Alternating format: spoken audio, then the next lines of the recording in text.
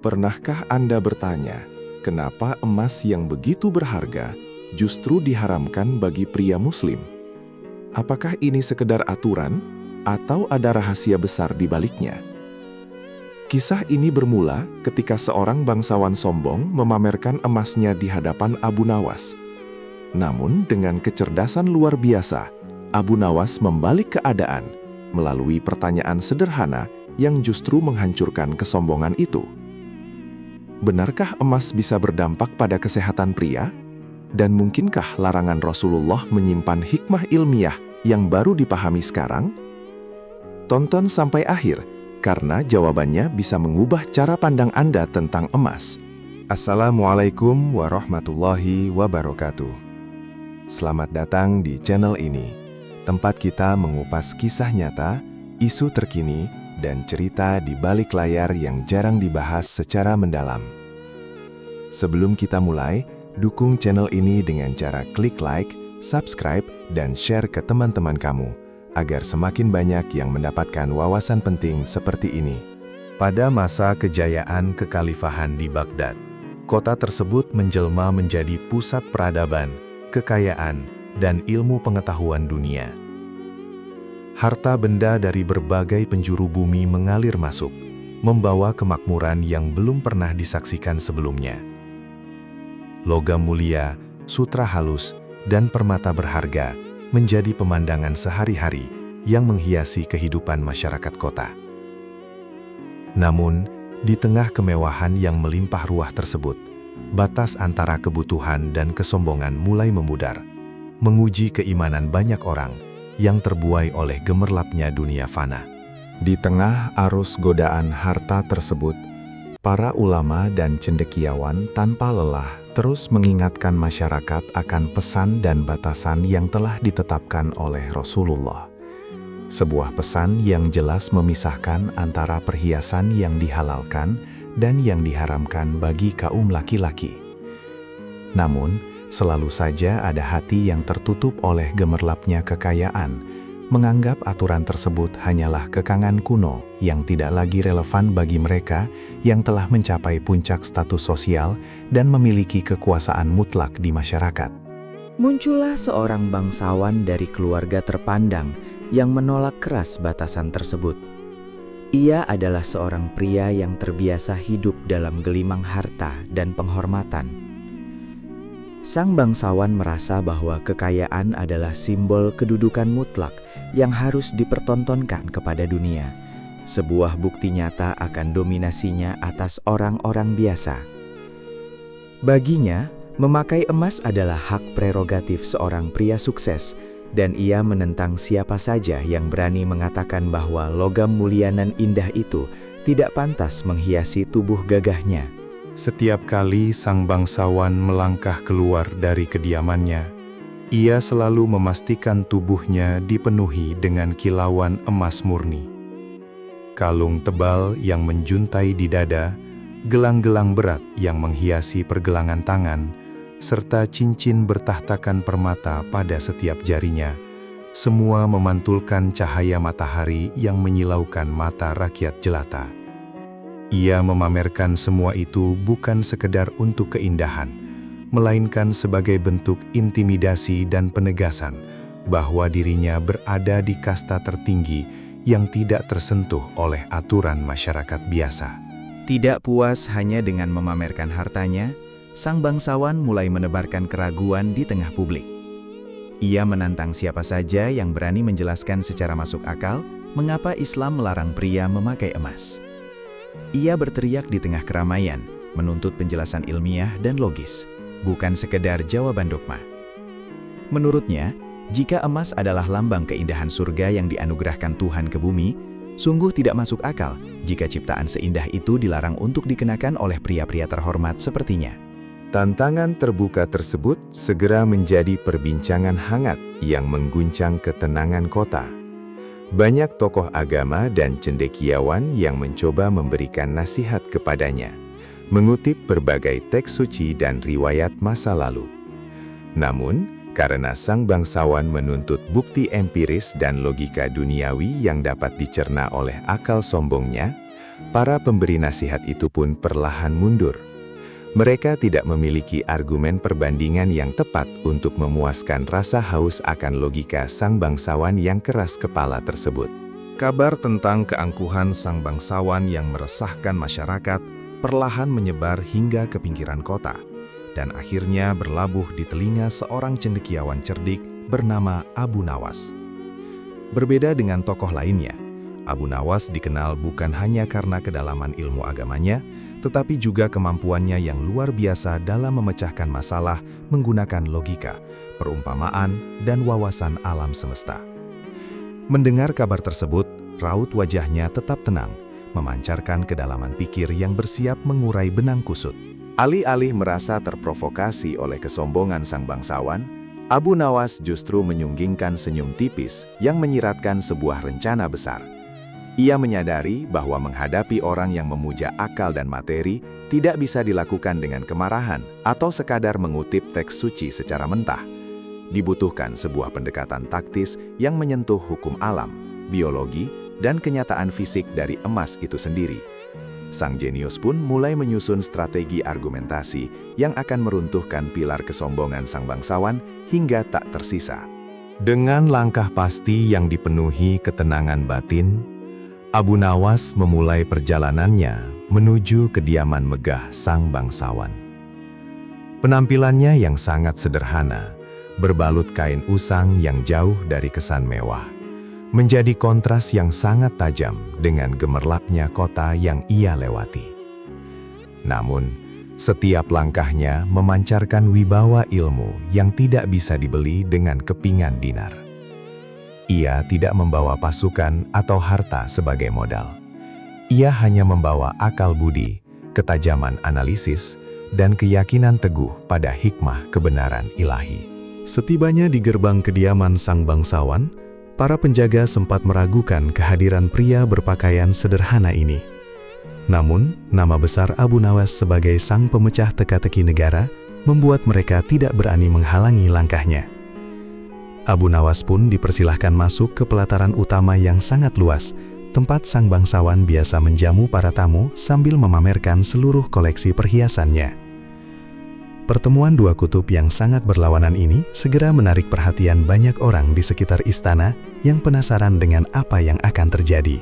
Dari atas kursi mewahnya, sang bangsawan menatap Abu Nawas dengan pandangan penuh rasa jijik dan meremehkan. Ia melihat pakaian usang cendekiawan itu sebagai simbol kelemahan dan kemiskinan akut. Sang bangsawan mempertanyakan tujuan kedatangan Abu Nawas, menantang apakah seorang yang tak mampu membeli sekeping perak pun berani mengajarinya tentang keagungan emas. Suasana pelataran seketika hening. Semua mata tertuju pada bagaimana Abu Nawas akan merespons cercaan menyakitkan yang dilontarkan di hadapan khalayak ramai tersebut. Untuk memulai penjelasannya, Abu Nawas meminjam sebuah koin emas dan sepotong besi dari para penjaga. Ia memegang kedua logam tersebut tinggi-tinggi agar semua orang dapat melihatnya. Ia menguraikan bahwa alam semesta memiliki hukum fisika yang mengikat setiap materi. Besi adalah logam yang kuat, kaku, dan stabil, yang memberikan kekuatan fisik dari luar. Sebaliknya, emas adalah logam transisi yang memiliki sifat atom sangat unik, lembut, dan mudah bereaksi dalam skala yang tidak kasat mata ketika bersentuhan dengan kehangatan tubuh manusia. Abu Nawas kemudian mengarahkan perhatian semua orang pada cincin-cincin tebal yang melingkar di jari jemari sang bangsawan.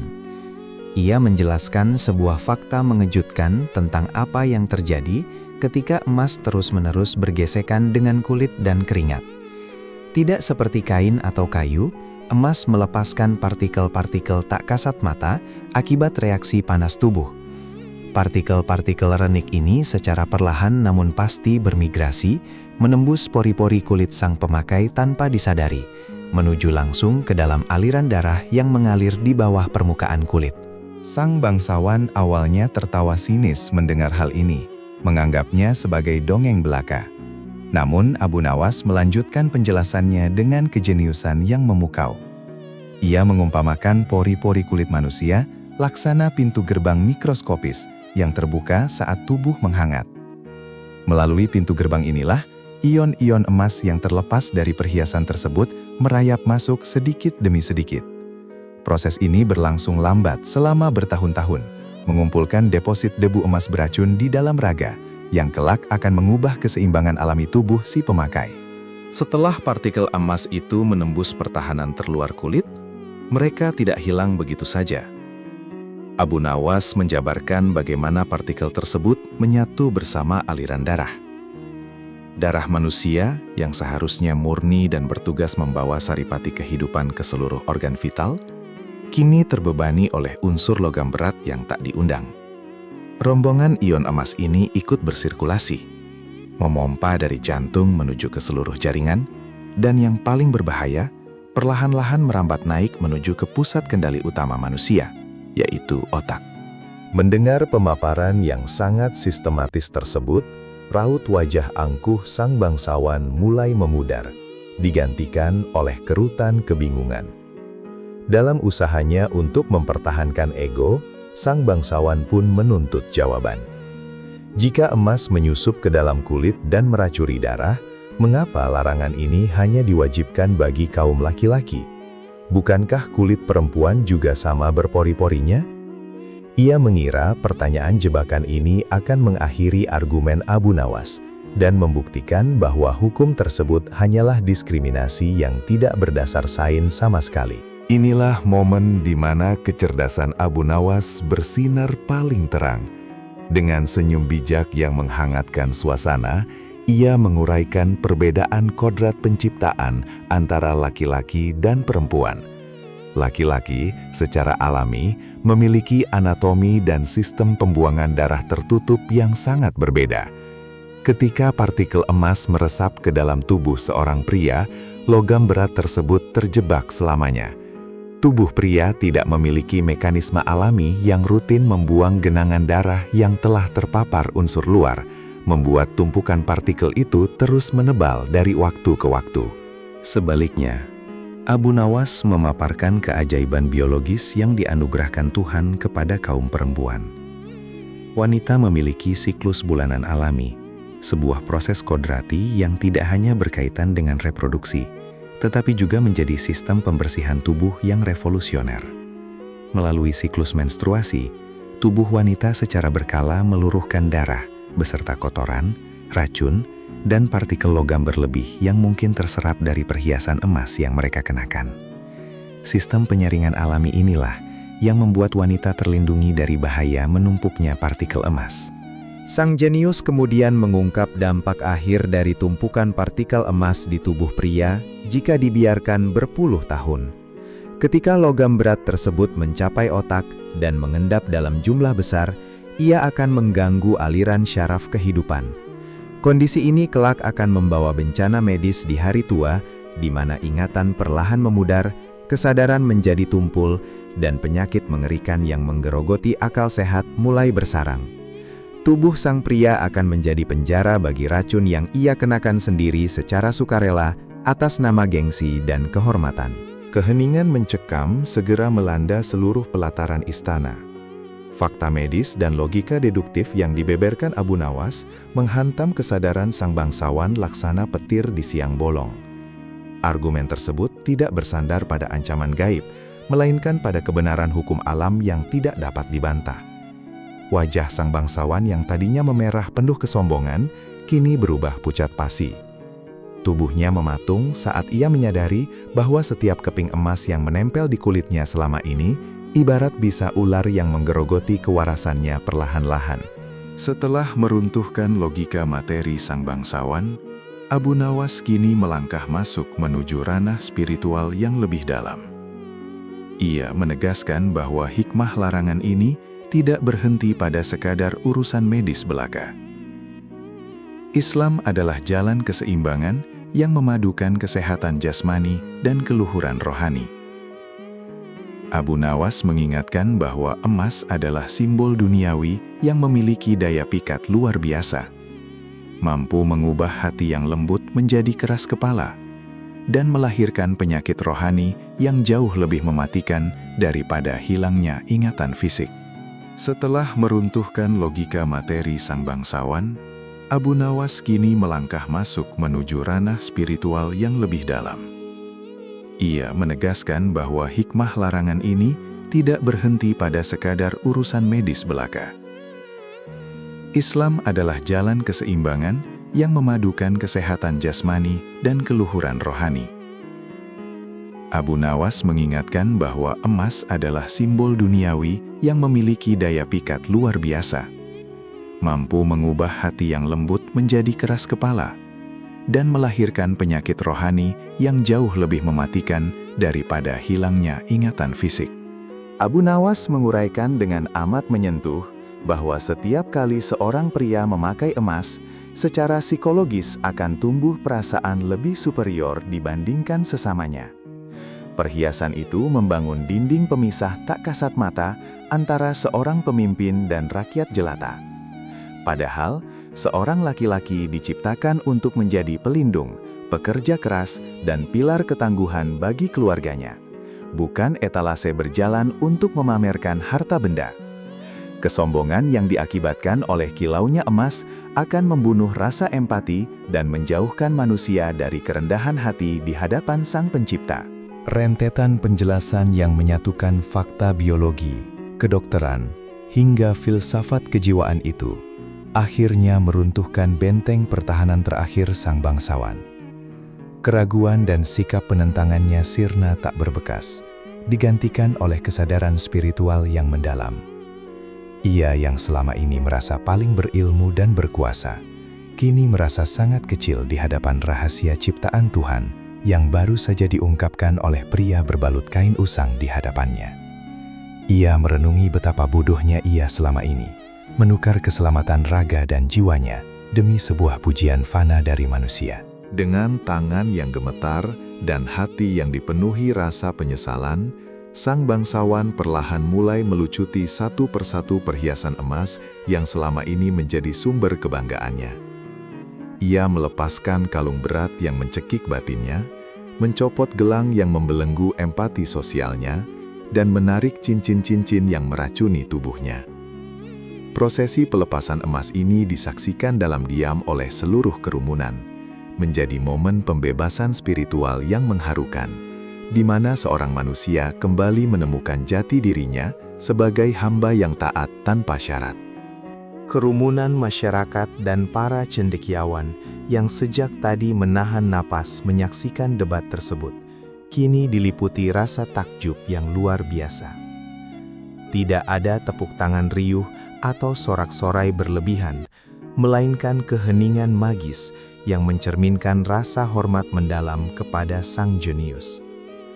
Mereka menyaksikan bagaimana kecerdasan yang diselimuti kerendahan hati mampu mengalahkan kekuatan harta dan kekuasaan. Abu Nawas telah berhasil membuktikan bahwa tak ada satupun aturan ilahi yang ditetapkan tanpa alasan logis yang sempurna, sekalipun manusia butuh ratusan tahun untuk memahaminya.